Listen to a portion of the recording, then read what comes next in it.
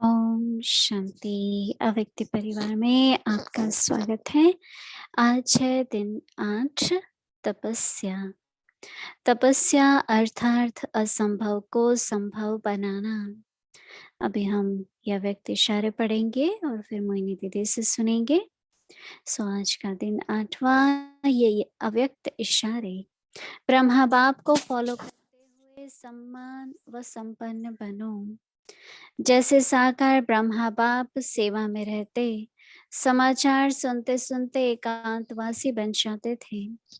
घंटे के समाचार को भी 5 मिनट में सार समझ बच्चों को भी खुश किया और अपनी பிரம்மா பாபாவை ஃபாலோ பண்றதுக்கான एकांत व्यक्ति ஷேர் रहस्य ஆயிடுது. स्थिति का भी अनुभव कराया। ऐसे फॉलो எப்படி சாக்கார பிரம்மா சேவையில இருந்தாலும் कि मैं बहुत बिजी हूँ, விஷயங்களை கேட்டுக்கொண்டே लेकिन ஏகாந்தவாசியாக बच्चों के இருந்தார். आगे एग्जाम्पल बने।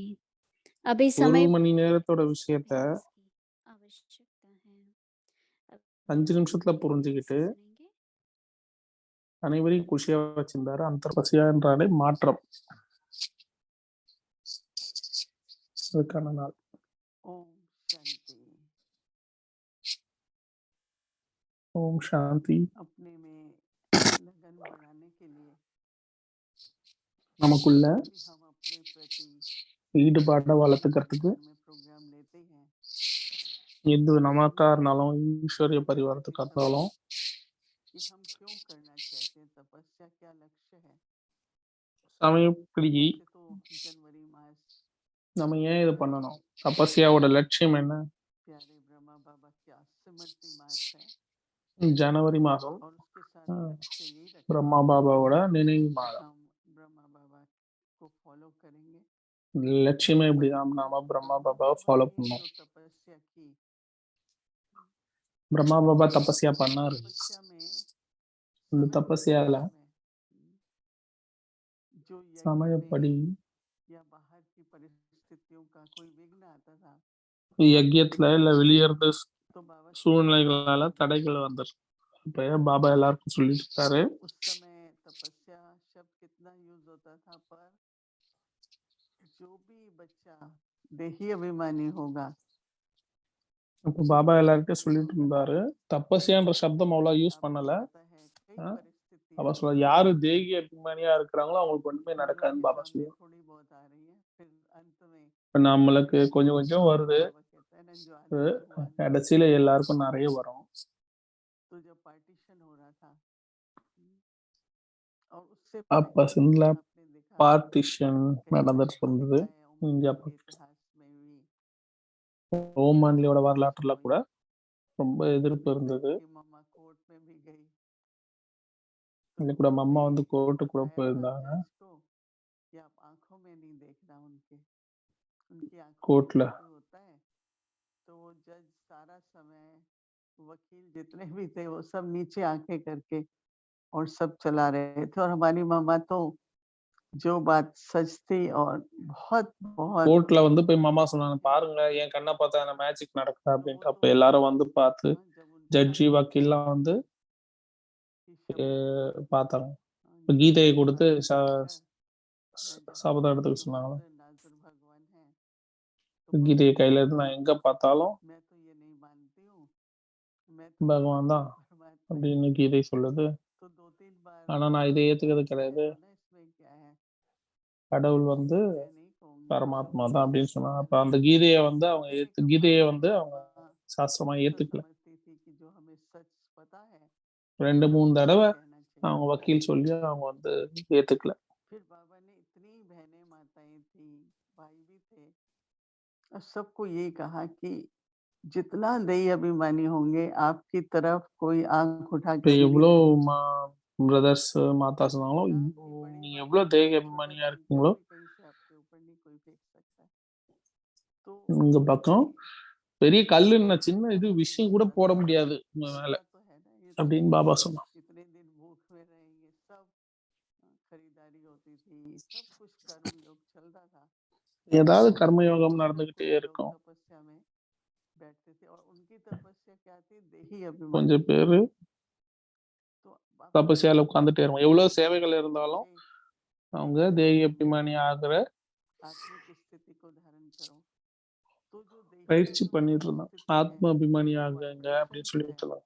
இந்த தேகி அபிமானி ஆகுங்கன்னா அதோட வைப்ரேஷன் पहले வந்து तो आपको रक्षा करती है, முதல்ல அது நம்மளை दूसरा जो பாதுகாக்குது. होता है उसके अंदर आत्मिक भाव, आत्मा का ज्ञान யார் न பாக்குறாங்களோ होने से भी அவங்களுக்குள்ள ஆத்மீக பாவனை வந்து आपकी शरीर की तरफ ध्यान नहीं जाएगा, உருவாக்குது.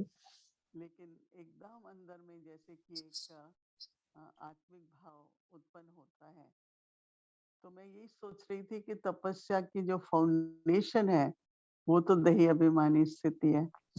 நான் தான் बेशक யோசிச்சுட்டு இருக்கேன், தபஸ்யாவோட ஃபவுண்டேஷனே வந்து ஆத்ம அபிமானி நிலை तो தான். कई तरह से संकल्प करते हैं, இந்த மாதிரி परंतु நிறைய मैं भी சங்கல்பம். ध्यान पर दे रही हूँ कि जब भी तपस्या में बैठो, जो 10 நான் मिनट हम எப்பொழுது कर रहे हैं, யோகா பண்றதுக்கு உட்கார்ந்தா 10 நிமிஷம் நம்ம ये உட்காடுறோம் होता है அப்படின்னா पर दिन में कई बार जो संकल्प भी आता है तो देही अभिमानी बनने का அப்ப अभ्यास करना है, उसी की बहुत बहुत आवश्यकता है। அப்ப தேகி அபிமானி कई ஆகிறதுக்கான முழு प्रकार के முயற்சியும் अनुभव பண்ணணும். होते हैं, प्राप्ति होती है।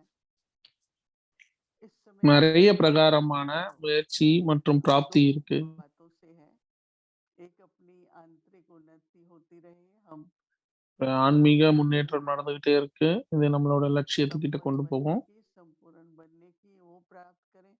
இப்ப दूसरा சம்பன்னமாகணும், संसार की சம்பூர்ணமாகணும், परिस्थिति है, அதையும் முயற்சி பண்ணணும். कई प्रकार के समय प्रति समय टेंशन आएंगे, परंतु उस समय हम சில விஷயங்கள் जो देही நேர अभिमानी स्थिति है उससे ஒவ்வொரு मुक्त நேரத்துக்கு करें। கவனம் கொடுக்கணும். तो तपस्या तो करनी है और यज्ञ भी चलता है, कारोबार भी चलता है। आप सब देखेंगे, चाहे प्रवृत्ति में है, चाहे सेवा केंद्र पर है, ये दिनचर्या कर्म योग की तो चलती ही है। இயற்கை तो ये जो फॉलो फादर वाली बात है, ये मैं பரிவாரத்துல आपको இருக்கும், सुनाती हूँ कि சேவை ऐसे பண்ணணும், मैंने खुद देखा ஆனா ஃபாலோ जैसे ஃபாதரா बाबा இருக்கும். सब कार्य करते थे, जो அப்பா என்ன उनका பண்ணாரோ அதை काम நம்ம है। பண்ணணும். பாபா என்ன आपको मालूम है, भोजन करने அவ के எல்லா बाद காரியமும் பண்ணுவார். भंडारे की तरफ चक्कर लगाने जाते थे, फिर आते थे। जो भी சாப்பாடு धार्मिक சாப்பிட்டதுக்கு लक्ष्य அப்புறம் आएंगे, பாபா வந்து பூஜன் लेकिन பண்டாரா हमारे கிட்ட पास போய் समय பார்ப்பார். बहुत थे और उपराम होने के साथ साथ அதுக்கப்புறம் ஈவினிங் கிளாஸ் जो எடுப்பாரு. हमने सुना कि बाबा को अच्छा लगता था कि हम आए, बाबा को समाचार सुनाए, परंतु समाचार का जो विस्तार होता था ना, இப்ப तो பாபா ऐसा கிட்ட வந்து விஷயத்த சொல்றது பாபாவுக்கு समझ பிடிச்சிருந்தது. लिया कि இப்ப ये பாபாவோட कार्य है। அந்த அந்த விஷயத்தோட तो एक दिन விஸ்தாரத்தை बाबा ने कहा, பாபா प्रश्न புரிஞ்சுப்பார். किया कि जो बहुत अच्छे रोड पर, मेन रोड पर बड़ा मकान लेंगे, एम्बेसीज के पास में होगा, ये वो, तो बाबा म्यूजियम बनाओ, तो बाबा उनको हाँ मदद करेगा हर तरह से। பாபா ஒரு தடவை अनाउंस किया, तो हमने कहा ये तो बहुत अच्छा चांस है, तो हमको बहुत अच्छा है, बहुत अच्छी बड़ी बहुत बड़ी மியூசியம் अच्छी ஒன்று लगी। மெயின் ரோட்ல और वो ஓபன் பண்ணுங்க मेरे அப்படின்னு நான் मेहरबानी சப்போர்ட் थी, பண்றேன்னு சொன்னாரு. चाहता था कि मैं एक किराए पर दूं, तो मैंने देखा, हमने कुछ लोगों ने देख के बाबा को அப்ப बताया, நாங்க போயிட்டு அந்த இடத்த போய் பார்த்துட்டு வந்தோம். है बहुत बड़ा मकान है, பாபா பெரிய வீடு, आप அது लोग ரிங் लेंगे, ரோட்லயே இருக்கு, एम्बेसी 10 பெரிய मिनट போர்டு का है। வச்சுக்கலாம், எம்பசி கூட இருக்குது, मैं 10 நிமிஷம். 5 मिनट बाबा को बताती रही। இப்போ 10 நிமிஷம் 15 நிமிஷம் நான் பாபா கிட்ட सुना சொல்லிட்டு के இருக்கேன். एंड में कहती பாபா है, சிரிச்சுக்கிட்ட கடைசியில சொன்னாரு, बच्ची बाबा तो 5 मिनट में समझ गया था, பாபா தான் 5 நிமிஷத்துல புரிஞ்சுக்கிட்டேனம்மா. ये बिल्कुल बाबा के शब्द थे। இது பாபாவோட मैं வார்த்தைகள். सोचा जितनी अच्छी तरह बताऊंगी तो बाबा को क्लियर आइडिया आएगी कि ये बाबा பாபாக்கு நான் क्या தெளிவா कहने புரிய चाहते வைக்கணும், நிறைய விஷயம் நான் சொல்லிட்டு இருந்தேன், हैं। இங்க तो அது वो இருக்கு அது शब्द भी இருக்கு. 5 मिनट பாபாவோட में அந்த समझ வார்த்தைகள் வந்து गया இப்போ था। புரிஞ்சா 5 நிமிஷத்துல புரிஞ்சுக்கிட்டாச்சு அப்படின்னு சொன்னான். अंतर्मुखी बाबा ने हमारे எதுக்காக साथ சொல்றதுன்னா, பாபா अंतर्मुखी और एकांतवासी, पर एकाग्रता से मतलब सबको बाबा ने हर बात पे इंटरेस्ट दिखाई एंड तक। அந்தர்முகியா ये ஏகாந்தவாசியா बात இருந்து मुझे नहीं सुनना है। கடைசி நேரம் बहनें வரைக்கும் कहती हैं कि जब लोग आते हैं पहले तो अपनी सारी दुख भरी कहानी सुनाते हैं, घर में ये बीमार है, इसको ये हो गया, मेरे को ये है, बिजनेस है, तो हम क्या करें। मैंने இவருக்கு कहा எது सुनना நடந்துச்சு, तो पड़ता ही है, क्योंकि अगर वो अंदर எல்லா से விஷயமும் दुखी பாபாவுக்கு हो तो சொல்லணும் बोल இல்லையா? भी नहीं पाते हैं। परंतु आप उसको सुनते हुए भी இப்ப एक நீங்க அவருக்கு समर्पित சொல்ல होने சொல்ல लगते। हम क्या இப்ப करेंगे, கடையில बाबा ही करेगा ना जो करना है।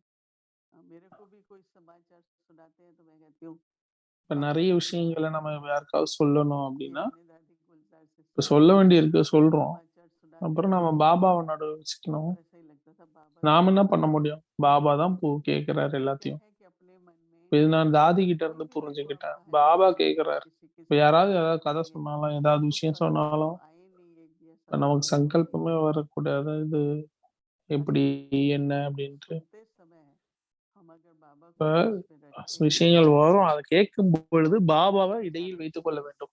फिर धीरे धीरे क्या होता है कि वो सुनाने वाला भी समझ जाता है இப்ப கொஞ்சம் கொஞ்சமா என்ன ஆகுது, कि कितने கேட்கிறவங்களுக்கு तक सुनाना चाहिए। புரியுது. फिर धीरे धीरे ऐसा இப்ப समय எவ்வளவு आता है எவ்வளவு நம்ம சொல்லணும்னு तो புரியுது. फिर அப்புறம் नहीं வந்து बात सुना पाते हैं। இப்ப நிறைய விஷயம் வந்து சொல்றது ये கிடையாது. भी नहीं कर सकते, मैं बात नहीं सुनूंगी, मैं तो बहुत இப்ப व्यस्त இப்படி हूँ, கூட சொல்ல முடியாது. ऐसा तो कह नहीं सकते हैं। இந்த दादी हमको हमेशा कहती थी कि आप कभी नहीं कह सकते मैं बिजी हूँ। तो हमने कहा दादी कहेंगे फ्री है फिर तो हर एक कितना कितनी लंबी बात करेंगे। कहा नहीं, जितना आप उपराम होंगे सुनाने वाला भी आपको सार में ही सुनाएगा। तो फॉलो இப்ப फादर யார் வந்து எவ்வளவு விடுபட்டு இருக்கிறாங்களோ एकाग्रता हो இப்ப अंतर्मुख கேட்கிறவங்க और एकांतवासी விடுபட்டு இருந்து கேக்குறாங்க. ये அதனால ये நீங்க अपनी சாரத்துல वृत्ति சொன்னா होती है ना, போதும். இது வந்து बहुत अच्छी है, गुप्त है। தனி अपनी वृत्ति ஏகாந்தவாசியா होती இருக்கணும், है। அந்தர்முக்கியா இருக்கணும். அவன் நம்மளோட குகையில போய் உட்கார்ந்துருக்கணும். फिर इन नेत्रों के द्वारा देखो, मुख से बोलो, இப்ப இந்த கண்கள் மூலமா ये பார்த்தாலும், अभ्यास வாய் बहुत மூலமா जरूरी பேசினாலும், है। இந்த வார்த்தைகள், இந்த பயிற்சி வந்து ரொம்ப முக்கியம். खुद असंभव को संभव हम क्या करेंगे, இப்பதான் நாம அசம்பவத்தை சம்பவமாக்கி காமிக்க முடியும்.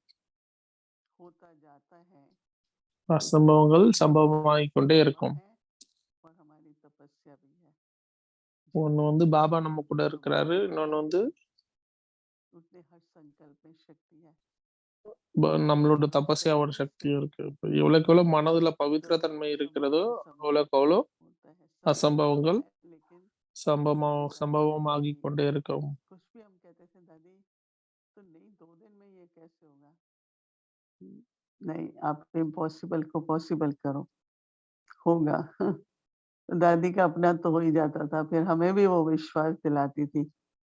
तो हम सभी इसी विश्वास से किसी भी बात के लिए नीचे அசம்பவத்தை சம்பவமாக்கிடலாம். இப்ப தாதி வந்து होगा। நிறைய இடத்துல நமக்கு நம்பிக்கை கொடுத்திருக்காங்க. संकल्प எப்படி हमारा நடக்கும் அப்படின்னு கிடையாது. बाबा तो திடமான हमारा சங்கல்பம், कार्य தூய்மையான மனம், संभव हो जाता है। பாபாவோட துணை இருக்கிறப்ப எல்லா சம்பவங்களும் சம்பவமாகிடும்.